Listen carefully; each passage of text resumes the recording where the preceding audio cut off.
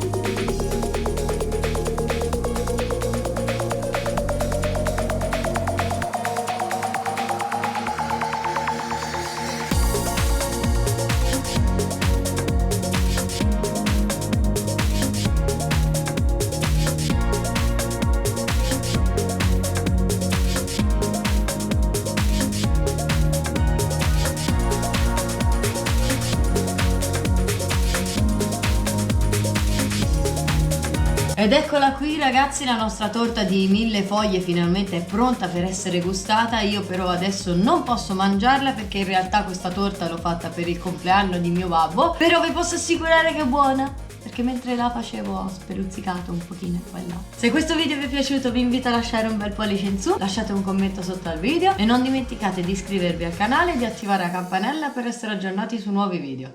Grazie a tutti, ciao!